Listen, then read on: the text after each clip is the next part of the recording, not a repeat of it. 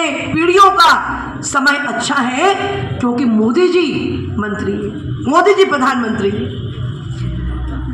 मित्रों, मोदी जी जैसा भी अगर हमारे पास नेता है, मोदी जी जैसा दमदार, जोरदार, योजक, ईश्वर की जिस पर भरपूर कृपा है, ऐसा भी अगर नेता हमारे पास है, तो सारे मोर्चे के अपने साथियों को, कार्यकर्ता बहनों और भाइयों को एक बात पूछना चाहती हूं। आप लोग यहां पे इत्र लगाते हैं? इत्र लगाते हैं? अगर बेशकीमती, बहुत कीमती, बहुत अच्छी खुशबू वाले इत्र को इस कोने में उसकी बोतल खोल के उड़ा दी जाए, फेंक दी जाए, और अगर पूरे इस कमरे में हवा ना हो, तो इस कोने की इत्र की खुशबू उस कोने तक पहुंच सकती है क्या?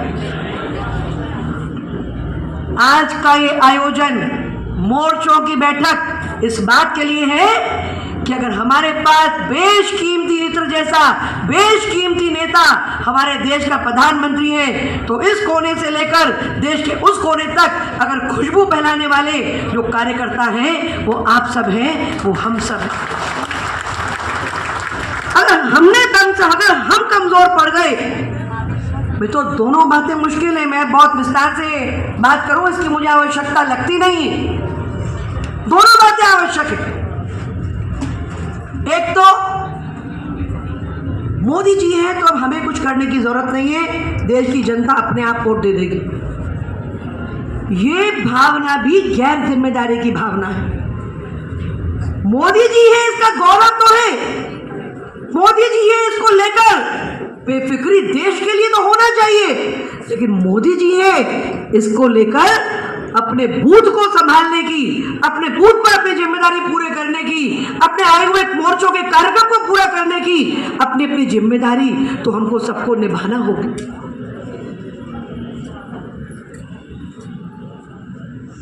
अति आत्मविश्वास, ओवर कॉन्फिडेंस, वो भी खराब है। और एक थोड़ी सी आदत हमारी और है, हम अच्छा चाहते हैं, हम बहुत भावुक हैं, हम जनता के दर्द में अपने आप को सम्मिलित कर लेते हैं, हम जनता की सेवा करने के लिए बड़ी बड़ी कल्पनाएं करना हमारे नेतृत्व ने हमें सिखाया है। पर उस चक्कर में एक बात होती है कि हम आत्मचिंतन करते करते आत्मनिंदा करने लगते हैं। ये आत्मचिंतन करते करते आत्मनिंदा करना, इस स्वभाव से हमें भारतीय जनता पार्टी के कार्यकर्ताओं को अपने आप को उभारना पड़ेगा। और आपके यहां पर लड़ाई कठिन भी है और लड़ाई आसान भी है। गहलोत सरकार जो कुछ नहीं कर पा रही, उस ओर भी आपको जनता का ध्यान आकर्षित करना है, और मोदी सरकार जो कुछ कर रही है, आपको दोनों बातें एक साथ करना, यही आपके लिए चुनौती भी है और यही आपके लिए एक प्रकार से सुविधा भी है। आज सब लोग अपने भाषण में एक डायलॉग जरूर बोलते हैं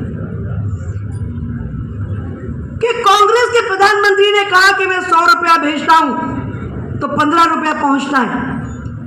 ये चमत्कार कैसे हुआ? क्या कोई जादू का डंडा घुमाने से हो गया? ये चमत्कार ऐसे हुआ कि हम कहते हैं एक जैन क्रांति अर्थात जनधन, 48 करोड़ लोगों के इस देश में खाते खुले। आज 1 करोड़ से अधिक लोगों के आधार कार्ड पूरे देश में बने और हर एक के हाथ में मोबाइल है। ये जनधन, आधार और मोबाइल, इसकी त्रिवेणी ने देश में क्रांति करी। इसकी त्रिवेणी ने बिचौलियों को खत्म किया है। इसकी त्रिवेणी ने कांग्रेस के भ्रष्टाचारियों की दुकान बंद कर दी है। अब पंचायत के बाद आपको चक्कर नहीं काटने होते, अब नगरीय निकायों के बाद आपको चक्कर नहीं काटने होते। और मुझे तो शुरुआत में तब लगता था कि मोदी जी जैसी सरकार चला रहे हैं, जनता की सेवा सीधे कर रहे हैं, सीधे अकाउंट में पैसा दे रहे हैं, जनता को हर योजना के बारे में मजबूती से बता रहे हैं। मुझे लगता है भाई साहब, मोदी जी के कार्यकाल में नेतागिरी करना सबसे कठिन है, क्योंकि आपको जनता के बीच में, मतलब मोदी जी और जनता के बीच में, योजनाओं और लाभ के बीच में, लाभ और लाभार्थी के बीच में कोई दलाल, कोई बॉन्डिंग, कोई लाचारी, आज किसी को आपके पास ये साइन कराने नहीं आना पड़ता कि मंत्री जी आप देश के मंत्री हैं, आप मेरे कागज पर साइन करेंगे तब मुझे प्रधानमंत्री आवास मिलेगा। ऐसा कोई हमारे घर आता ही नहीं, हमारे पास ऐसा कोई आता ही नहीं। और ये भारतीय जनता पार्टी की कार्यशैली।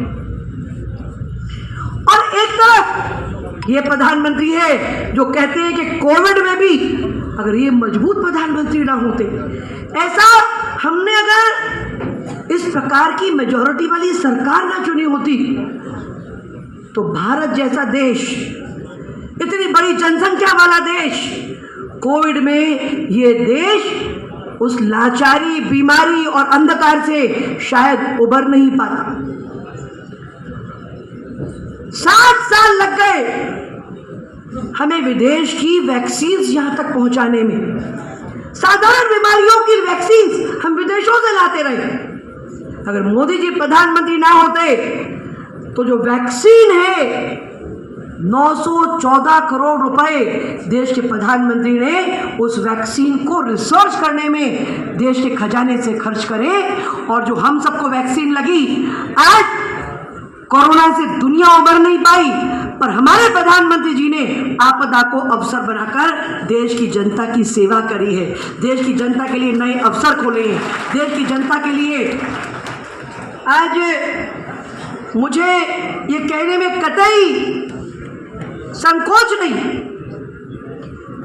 कि हमारे प्रधानमंत्री हुए अटल बिहारी वाजपेयी जी, जब 71 में देश युद्ध का सामना कर रहा था, वो विपक्ष के नेता थे, लेकिन भारतीय जनसंघ के कार्यकर्ता थे। इस देश की मिट्टी से पागलों की तरह प्यार करने वाले व्यक्ति थे। एक हमारे नेता थे जो पार्लियामेंट में जिन्होंने कहा कि इंदिरा में दुर्गा का स्वरूप देखकर हमें देश हित में सबको एक होकर देश की लड़ाई लड़ना है। और एक हम देख रहे हैं कि विदेशों में जाके भारत की छवि खराब करने वाला एक लड़का, अब लड़का बोलना या बुजुर्ग बोलना पता नहीं है क्या कहना उसको,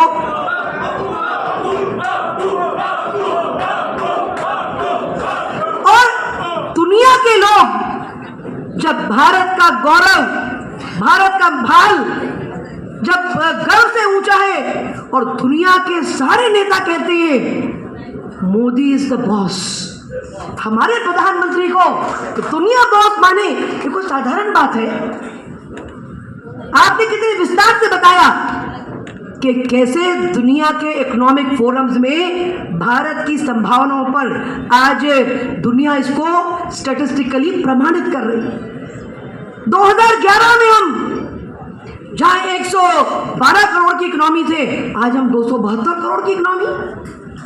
आप खुद याद करो, आम आदमी का रहन सहन, पहना ओढ़ना, खाना पीना, हर चीज में पिछले 9 सालों में फर्क आया है।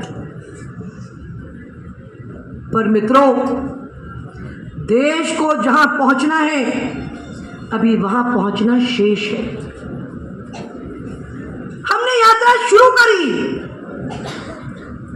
अंग्रेजों के जाने के बाद अंग्रेज तो गए, पर अंग्रेजियत इस देश से नहीं गई थी।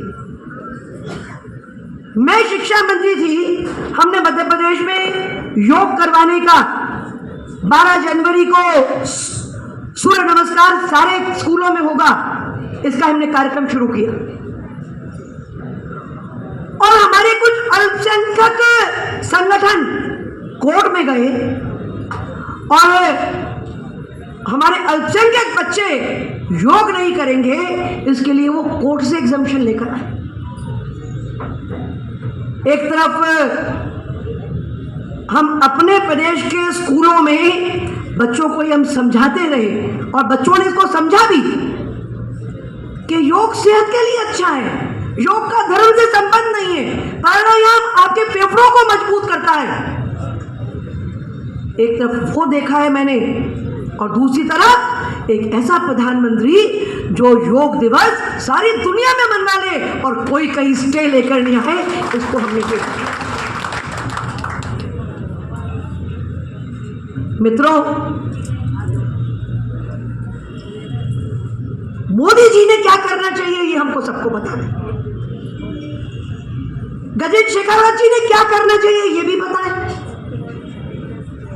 पर आज का आयोजन इसके लिए है, हमारे दोनों नेताओं ने मुट्ठियां भर भर के बार बार संकल्प कराया, बार बार भारत माता की जय जयकार हमने करी, पर आज का दिन ये संकल्प लेकर जाने का दिन है कि मोदी जी को जो करना है वो निश्चित तौर पर कर रहे हैं, उनके कैबिनेट को जो करना है वो उसमें कोई कोर कसर नहीं रख रहे हैं। मैं तो जोधपुर का एहसान मानती हूँ, मैं जोधपुर के एहसानों के तले